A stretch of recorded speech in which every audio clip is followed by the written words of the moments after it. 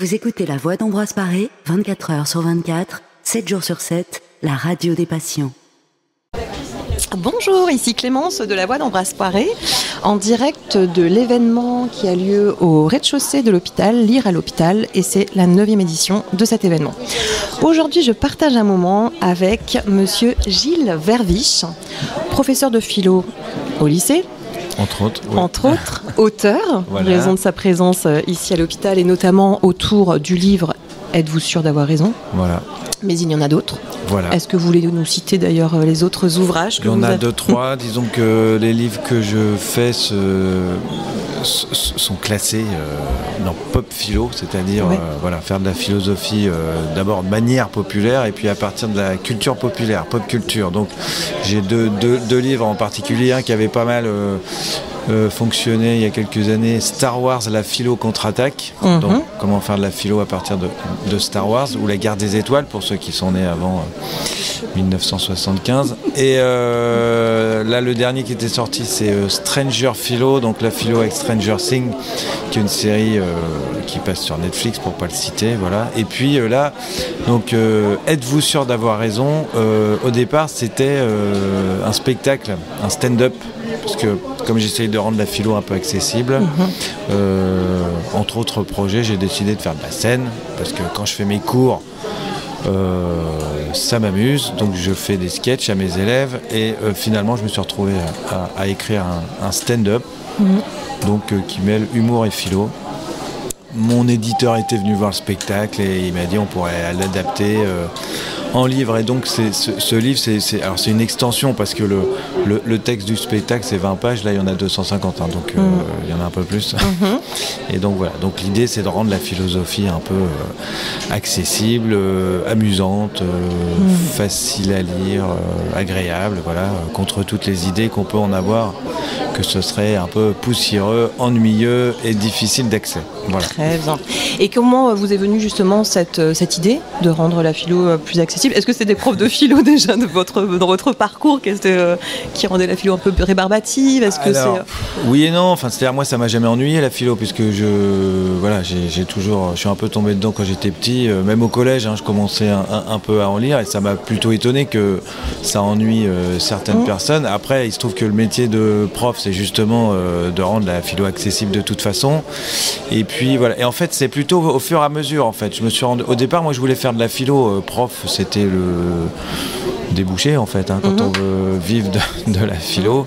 Et puis, au fur et à mesure, je me suis rendu compte que ça m'amusait, en fait, d'enseigner de la philo, surtout de manière un peu humoristique. Voilà. C'est des gens qui m'ont fait remarquer, ah bah tiens, c'est marrant, t'es drôle en faisant de la philo. Alors bon, j'ai fini par me dire, effectivement, il y a si vous voulez, il y a des préjugés des deux côtés, en fait. Côté public, enfin les gens qui connaissent peu la philo, sauf pour ceux qui en ont fait un peu en terminale, ils ont toujours cette idée que ce serait difficile, voilà, et alors que en fait c'est inaccessible justement. Voilà, parfois, alors qu'en fait c'est plus accessible qu'on le pense. Enfin, je crois. Il y a des choses qu'il faut creuser, etc. C'est comme un scientifique. Il y a des choses qui sont pas faciles, mais on peut en tout cas le transmettre de manière accessible. Voilà. Et là les gens se trompent. Et de l'autre côté de la barrière, il y a certains, disons-le, philosophes, profs de philo ou spécialistes qui entretiennent comme ça une espèce de flou pour, à mon avis, par peut-être snobisme intellectuel, pour dire il y a que moi qui comprends, vous pouvez pas comprendre.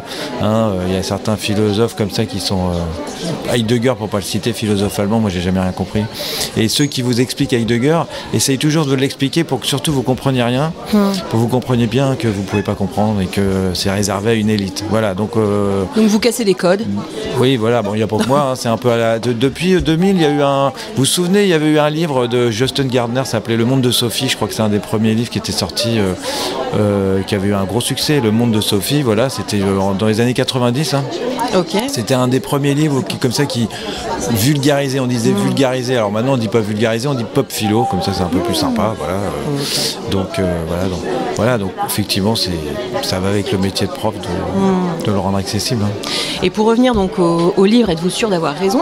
Est-ce qu'on pourrait Alors déjà, ça m'intéresserait de savoir comment vous avez eu cette idée justement. Est-ce que c'était par rapport à des expériences personnelles du quotidien ou autre, où vous vous êtes rendu compte qu'effectivement il y avait une différence entre avoir une opinion avoir une certitude et avoir une croyance, une certitude. Voilà. Belle distinction conceptuelle. Oui, alors il y a deux choses en fait. Déjà, comme je l'explique aussi bien au début du spectacle que dans le livre, d'abord, êtes-vous sûr d'avoir raison? Ça me paraît être la question essentielle pour introduire à la philosophie. Voilà, parce que la philosophie, ça consiste à penser par soi-même, comme je le dis, penser contre soi-même, donc se remettre en question. Donc voilà, c'est quasiment une métaphore de la philo. Êtes-vous sûr d'avoir raison? Quand on fait de la philosophie, notamment en terminale, l'idée c'est d'amener les élèves à se remettre en question de tout ça. Et effectivement, il se trouve quand même que l'époque actuelle, alors depuis les réseaux sociaux, avec toutes ces discussions sans nuance où, comme je le dis, tout le monde pense avoir raison et personne n'est d'accord, c'est pas la situation politique actuelle qui va me donner tort. Je suis sûr d'avoir raison quand je dis ça. Voilà, donc tout le monde reste campé sur ses positions. Le dialogue est impossible, alors que justement on est en ce moment dans une période politique où il faudrait s'entendre un petit peu, faire des compromis, et puis voilà. Et donc toutes les discussions deviennent assez difficiles. Spécialement en ce moment, je pense que tout le monde pense avoir raison, et ça serait bien que chacun mette un peu d'eau dans son vin peut-être et se remette un peu en question. Quand soi-même on est un peu moins sûr d'avoir raison, on accepte un peu plus ce que dit l'autre, je pense. Il y a un peu moins de rigidité dans les échanges. Voilà. Donc voilà. Et par rapport justement au livre et par rapport au spectacle, qui actuellement vous êtes en tournée. Oui, je joue un peu ailleurs. Je vais surtout faire Avignon l'été prochain. D'accord. Pour ceux que ça intéresse, pour ceux qui connaissent, si vous sortez de l'hôpital, vous pourrez venir le temps, d'ici cet été peut-être. Je vais faire Avignon. J'avais joué à Paris en fait plusieurs mois l'année dernière au théâtre de la Contrescarpe. Bon, c'est une info qui sert à rien puisque j'y suis plus. Mais voilà, là cette année, je joue plutôt en province entre guillemets comme on dit. Voilà, j'étais à Chartres, à Montauban. Alors je vais jouer le 5 avril, je joue à Montmorency du côté de chez moi. Voilà, exceptionnellement. Voilà. Mais sinon, entre les cours, les livres, là le spectacle c'est surtout pour Avignon l'été prochain. Ok, voilà. Très bien.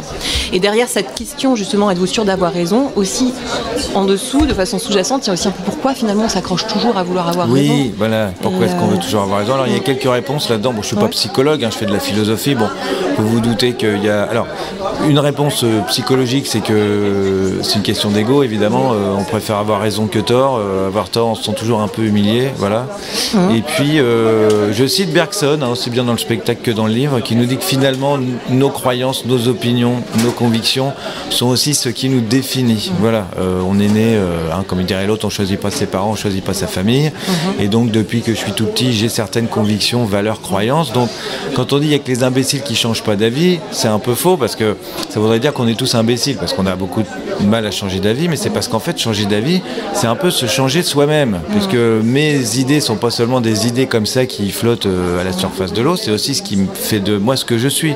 Si on me demande un jour de changer mes valeurs, mes convictions profondes, ça me demande une révolution intérieure. Voilà. Donc je pense que si on a tant de mal, si on veut absolument avoir raison, c'est que des fois ça voudrait dire je me trompe depuis toujours, ce que je suis, le chemin que j'ai suivi n'est peut-être pas le bon, et c'est assez dur de se remettre en question. Voilà, c'est pas seulement remettre en question une idée, mais son identité. Une partie de soi-même finalement, et c'est insécurisant en fait, donc c'est une prise de risque, et c'est vrai que tout le monde ne peut peut-être pas. Vous savez, la fameuse zone de confort, c'est ça aussi. Sors de ta zone de confort, de certitude peut-être. Et en même temps, il faut bien, heureusement que j'ai pas les mêmes idées que quand j'avais 3 ans. Voilà, donc on doit tous évoluer, donc peut-être de temps en temps, il faut l'accepter. Moi, comme je dis, on devrait dire merci à ceux qui vous montrent que vous avez tort, parce qu'ils vous viennent de vous ouvrir les yeux, c'est pas mal quand même. Mais est-ce qu'il faut une part de courage alors finalement pour remettre en question ses certitudes et ses croyances? Oui, alors courage. On peut dire ça. Bon, le courage, c'est un peu à toutes les sauces aujourd'hui. Effectivement, non, je pense qu'il faut se rendre compte qu'il n'y a pas besoin de courage. Faut se rendre compte qu'on a plus à y gagner qu'à perdre en fait. Voilà. C'est tout. Donc il y a à peine besoin de courage. De quoi t'as peur en fait? T'as peur de plus penser la même chose. Si c'est plus vrai que après la vérité, encore une fois, personne la détient, etc. Mais voilà, si à ce moment-là de ton itinéraire, de ton chemin, il faut changer un peu de point de vue, pourquoi pas? Voilà, il n'y a pas grand-chose à perdre. Sauf une partie de soi-même. Voilà, mais de toute façon, comme on change, on peut citer Héraclite pour finir, on ne se baigne jamais 2 fois dans le même fleuve, non seulement parce que l'eau coule, mais parce que soi-même, on n'est jamais tout à fait le même. Vous avez peut-être fait ça, des fois, vous étiez dans une maison de vacances, tout le monde s'est bien amusé, alors on reloue le même endroit avec les mêmes personnes, il ne se passe pas la même chose, c'est plus le même moment, mais parce que soi-même, on n'est plus les mêmes. Voilà, donc tout change, donc il faut le comprendre et voilà, on vient de faire le film, c'est pas mal. Eh bien, on pourrait échanger des heures avec vous, Gilles Verviche. Si vous voulez donc retrouver ce livre, Êtes-vous sûr d'avoir raison, c'est au stand de la librairie Périple dans le hall de l'hôpital Ambroise Paré. Merci de votre écoute et merci Gilles. Merci. Vous écoutez La Voix d'Ambroise Paré, 24 heures sur 24, 7 jours sur 7, la radio des patients.